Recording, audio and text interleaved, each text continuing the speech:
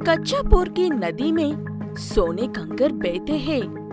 उन सोने के कंकरों को सरकार के हाथ लगने से पहले ही गरुड़ा चुरा लेता है। उन चुराए हुए सोने के कंकरों को गरुड़ा अपने बड़े भाई भल्लाला देवा तक पहुंच जाता है और भल्लाला देवा उन कंकरों को अर्जुन लाल की मदद से चेक पोस्ट के उस पार डीलर तक पहुंच जाता है। ये तीनों उस नदी और सोने के रक्षक हैं। अगर नदी से सोना निकल भी लिया तो वहां से लेकर नहीं जा पाओगे। लेकर चले भी गए तो चेक पोस्ट पर पुलिस और अर्जुन लाल होंगे। वहीं से भी चले जाओगे तो डीलर हर किसी से सोना नहीं खरीदता है।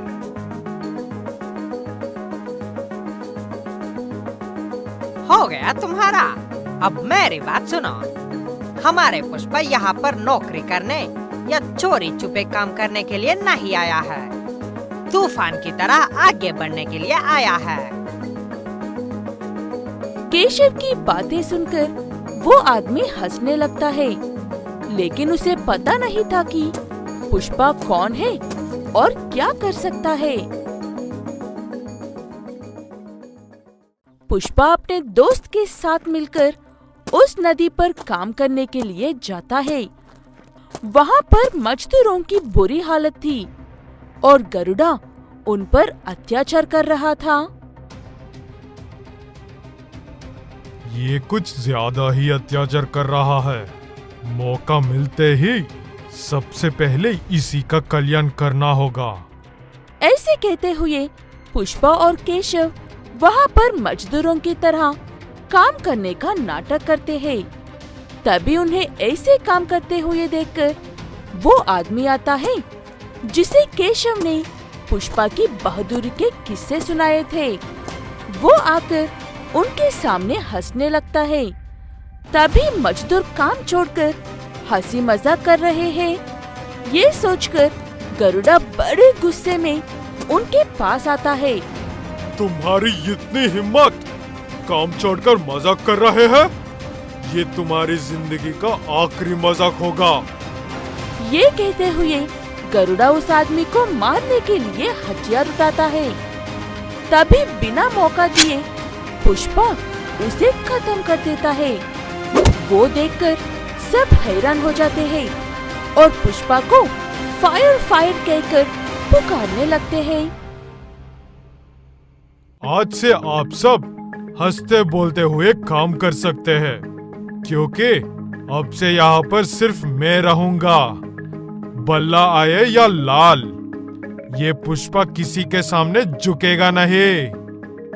ऐसे पुष्पा सबसे पहले उस नदी पर अपना कब्जा जमा लेता है, लेकिन वहाँ से एक सोने का टुकड़ा भी बाहर नहीं लेकर जा पाता है। इसलिए वो भल्लाला देवा को मिलने के लिए बुलाता है। मैं यहाँ तुमसे कोई डील करने के लिए या तुम्हारे साथ मिलकर काम करने के लिए नहीं आया हूँ। मुझे मेरा भाई का बॉडी दे दो, मैं यहाँ से चले जाऊंगा। मुझे लगा था कि हम दोनों की जोड़ी अच्छी जमेगी, लेकिन तुम्हें तो सिर्फ अपना भाई चाहिए। जिस बक्से में तुम बैठे हो उसी में तुम्हारा भाई है, लेकर चले जाओ।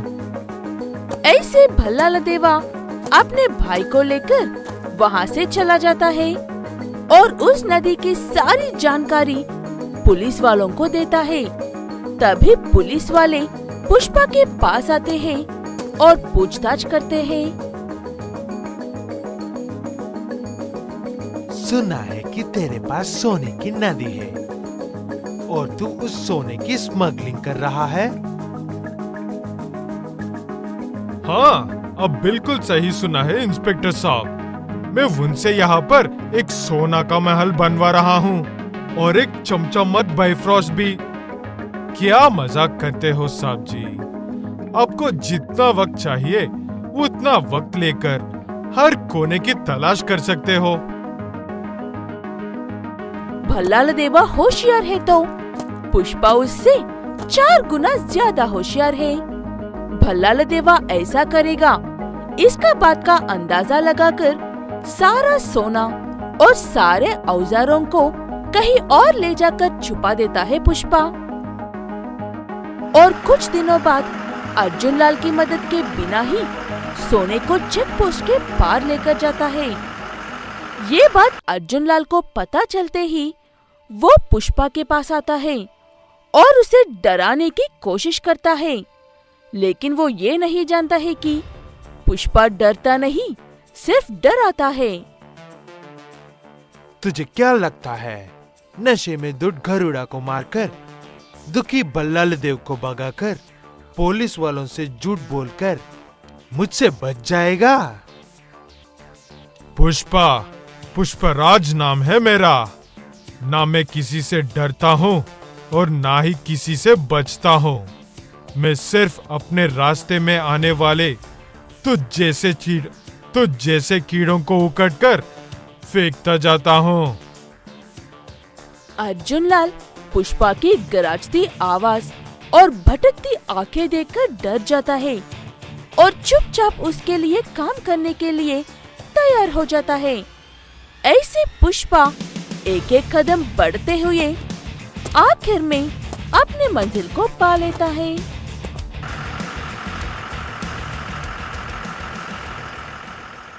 उन्नीस 1920 साल में कल्याणपुर नाम का एक छोटा सा गांव हुआ करता था। उस गांव में जल सिंह नाम का एक ही व्यक्ति के पास पैसे थे। बाकी के सब शिकार करके ही अपना गुजारा करते थे। जल सिंह ऐसे रहता था जैसे कि उसे किसी भी गांव वालों से कोई मतलब नहीं है। वो अपनी पत्नी और बेटी के अलावा किसी की परवाह नहीं करता था।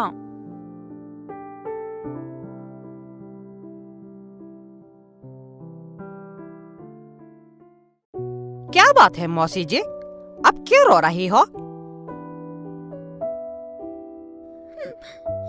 चुटकी की तबीयत खराब है। यहाँ के वैद्य उसका इलाज नहीं कर पा रहे हैं। अच्छा इलाज करवाने के लिए पैसे चाहिए, इसलिए मैं जल सिंह के पास गई थी, लेकिन उन्होंने 1 पैसा भी देने से साफ इनकार कर दिया है।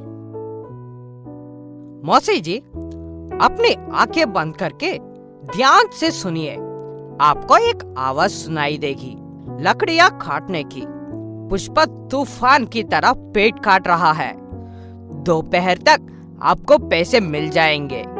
उसके बाद आप चुटकी का हॉस्पिटल लेकर जा सकते हो। ऐसे कहते हुए केशव वहाँ से चला जाता है। पुष्पा को उस गांव में कुल्हड़ी का देवता कहते हैं, क्योंकि जब भी वो कुल्हड़ी चलाता है, जब या तो किसी बुराई का अंत होता है या फिर किसी का भला होता है। दोपहर तक पुष्पा ढेर सारी लकड़ियां काटकर उन्हें बेचकर पैसे अपने दोस्त केशव को देता है। केशव उन पैसों को ले जाकर चुटकी की माँ को देता है। चुटकी की माँ उन्हें शुक्रिया कहकर वहाँ से अपनी बेटी को लेकर दूसरे गांव चली जाती है, अपनी बेटी का इलाज करवाने के लिए। पुष्पा, सारा गांव जानता है कि तुम ही उनकी मदद करते हो, फिर भी तुम उनकी मदद सामने से क्यों नहीं करते हो?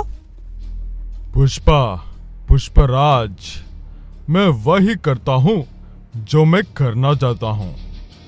मैं नहीं चाहता कि कोई आकर मुझसे विनती करके जबरदस्ती काम करवाए। ये पुष्पा ऐसा है और वो जल सिंह ना किसी की मदद करता है और ना ही किसी की मदद लेता है। ऐसे में एक दिन जल सिंह की बेटी की तबीयत खराब होती है। उसे कितने अच्छे वैद्य के पास लेकर जाने पर भी, कितनी अच्छी दवाइयाँ खिलाने पर भी तबीयत ठीक नहीं हो रही थी। तभी उसे एक वैद्य मिलता है जो उसकी बेटी को ठीक करने का एक उपाय बताता है। तुम्हारी बेटी का जान सिर्फ एक ही जड़ी बूटी से बच सकती है। जिसका नाम अन्नी बुट्टी है। वो घूमकर जानवरों से भरे हुए काले जंगल में मिलती है। उसके पेट पत्थर से भी सख्त होते हैं और जब भी कोई भी उस पेड़ को अपनी कुल्हाड़ी चलाता है तो उस पेड़ में से ऐसी भयानक आवाज आती है कि पेड़ काटने वाला डर के मारे वही मर जाता है। मुझे फर्क नहीं पड़ता, चाहे कितने भी खर्चा क्यों ना हो, चाहे कितने भी जाने क्यों ना जाए, मैं उस एनी बुट्टी को हासिल करके ही रहूंगा। ऐसे तुम्हारे समय बर्बाद होगा और तुम्हारे हाथ में कुछ भी नहीं आएगा। ये काम सिर्फ एक ही इंसान कर सकता है, जिसे लोग कुल्हाड़ी का देवता कहते हैं। नाम है पुष्पा, पुष्पराज। इसके अलावा कोई भी उस झाड़ी बुट्टी को नहीं लेकर आ सकता है। जाकर उससे मदद मांगकर देखो।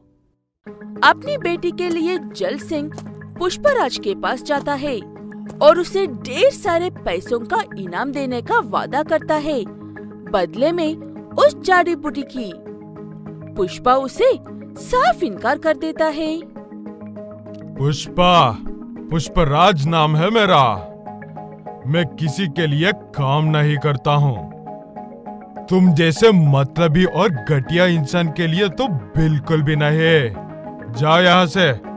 तुम खुद का और मेरा दोनों का वक्त बर्बाद कर रहे हो। ऐसे दोनों एक सिक्के के दो हिस्सों की तरह बात कर रहे थे। तभी केशव अपने दोस्त पुष्पा को समझाता है कि बात सिर्फ उस जल सिंह की नहीं है, बात एक छोटी बच्ची की जिंदगी की है। तब पुष्पा उस जंगल में जाने के लिए मान जाता है और उसके साथ में केशव और जल सिंह भी जाते हैं। पुष्पा रास्ते में कई सारे खूंखार जानवरों से अकेला ही लड़ता हुआ आगे बढ़ता है। वो देखकर जल सिंह को अपनी आंखों पर विश्वास नहीं होता है और वो मन में ऐसे सोचने लगता है, ये तो सच में ही कुल्हाड़ी का देवता है। ऐसे लड़ना किसी इंसान के बस की बात नहीं है। आखिरकार पुष्पा उस पेड़ तक पहुंच जाता है और पेड़ पर कुल्हाड़ी चलाते ही वो भयानक आवाजें शुरू हो जाती है। वो आवाजें सुनकर पहले केशव बेहोश होता है और उसके बाद जल सिंह। पुष्पा अकेला बहादुरी से उन आवाजों का सामना करते हुए उस पेड़ से जड़ी बूटी हासिल कर लेता है। आंख खुली तो जल सिंह और केशव जल सिंह के घर में थे और वहाँ पर वैद्य जल सिंह की बेटी का इलाज कर रहा था जड़ी बूटियों से। तुम्हारा बहुत बहुत शुक्रिया पुष्पा। मैं तुम्हारे बारे में काफी सुना था लेकिन कभी विश्वास नहीं किया, लेकिन आज अपनी आंखों से देखने के बाद मुझे विश्वास हो गया है। इसीलिए मैं वादा करता हूँ कि आज के बाद इस गांव में रहने वालों की जितनी भी मदद कर सकता हूँ उतनी मदद जरूर करूँगा।